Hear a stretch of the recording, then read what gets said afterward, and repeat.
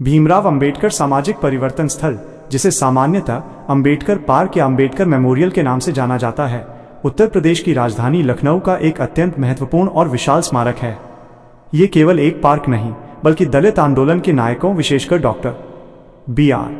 अंबेडकर, ज्योतिबा फुले, शाहूजी महाराज और कांशीराम को समर्पित एक भव्य तीर्थ स्थल है। इसकी स्थापना का मुख्य उद्देश्य सामाजिक समानता और न्याय के संदेश को भौतिक रूप देना तथा दलित पहचान को एक शक्तिशाली दृश्य अभिव्यक्ति प्रदान करना था। इस विशाल परियोजना की कल्पना और निष्पादन में बहुजन समाज पार्टी बसपा की प्रमुख और तत्कालीन मुख्यमंत्री सुश्री मायावती जी की केंद्रीय भूमिका रही। उनके नेतृत्व में ही ये स्मारक आकार ले सका।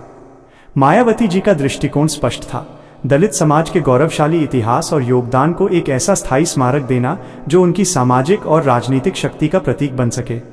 उनके अनुसार ये पार्क सम्मान और स्वाभिमान की भावना को स्थापित करने का माध्यम था, जो सदियों से वंचित रहे समाज को प्रेरणा दे सके।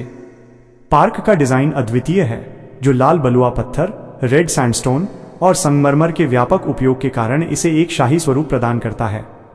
इसे गैलेक्सी ऑफ चेंज, परिवर्तन की आकाशगंगा की थीम पर बनाया गया है। प्रमुख पूरे परिसर में 62 बलुआ पत्थर के विशालकाय स्तंभ हैं, जिन पर बसपा का प्रतीक हाथी उकेरा गया है। हाथी की मूर्तियां, पार्क में 150 से अधिक पत्थरों की बनी हाथियों की मूर्तियां हैं, जो बसपा के चुनाव चिन्ह का प्रतिनिधित्व करती हैं और शक्ति तथा दृढ़ता का प्रतीक हैं। भीमराव अंबेडकर गोपुरम, मुख्य प्रवेश द्वार, जो राजसी और भव्य है। स्मारक में प्रयुक्त लाल बलुआ पत्थर राजस्थान के धौलपुर से लाया गया है, जो शक्ति, स्थायित्व और शाही विरासत का प्रतीक है। ये पत्थर न केवल स्मारक को भव्यता देते हैं, बल्कि ये भी दर्शाते हैं कि दलित आंदोलन ने अब अपनी जगह बना ली है। हाथी बसपा का प्रतीक बुद्धिमत्ता, शक्ति और धैर्य का प्रतीक है, जो दलित राजनीतिक आंदोलन की अदम्य भावना को दर्शाता है। उनका प्रदर्शन। अंबेडकर पार्क सिर्फ एक पर्यटन स्थल नहीं है, ये सामाजिक और राजनीतिक शक्ति का एक शक्तिशाली घोषणा पत्र है। ये उन ऐतिहासिक विभूतियों को केंद्र में लाता है, जिन्हें मुख्यधारा की राजनीति ने अक्सर हाशिए पर रखा। यह दलित पहचान और उनके योगदान को एक दृश्य, ठोस रूप प्रदान करता है। राजनीतिक रूप से ये बसपा के चुनावी आधार और मायावती जी की दलित राजनीति में सर्वोच्च नेता की छवि को मजबूत करता है। 6.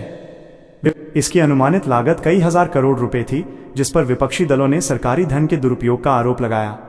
आलोचकों का तर्क था कि इस धन का उपयोग उत्तर प्रदेश के विकास और गरीबी उन्मूलन के लिए किया जाना चाहिए था। स्मारक बनाम विकास। यह बहस शुरू हुई कि क्या सरकारों को विशाल स्मारकों पर खर्च करना चाहिए या शिक्षा, स्वास्थ्य और बुनियादी ढांचे पर। हाथी की मूर्तियां। हाथियों की बड़ी संख्या को लेकर भी राजनीतिक विवाद हुआ, जिसे चुनाव चिन्ह के प्रचार के रूप में देखा गया।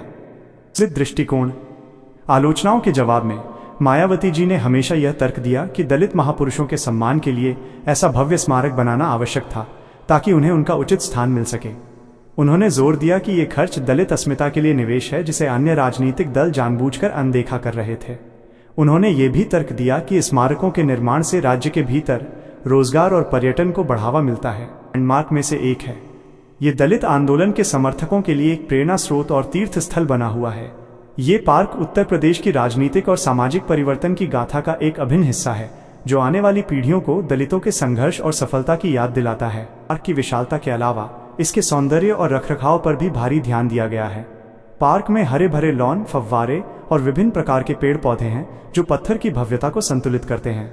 हालांकि इसके रखरखाव पर खर्च होने वाली लगातार धनराशि भी समय समय पर सार्वजनिक बहस का विषय बनी रहती है, क्योंकि इसके संचालन और सुरक्षा के लिए एक बड़ा प्रशासनिक तंत्र लगा हुआ है। समय के साथ यह स्थल केवल एक स्मारक नहीं रहा, बल्कि ये दलित समाज के लिए एक अनौपचारिक सांस्कृतिक और शैक्षिक केंद्र के रूप में भी उभरा है। यहाँ अक्सर विभिन्न सामाजिक और राजनीतिक रैलियां आयोजित होती हैं, जहाँ दलित पहचान और अधिकारों पर चर्चा होती है।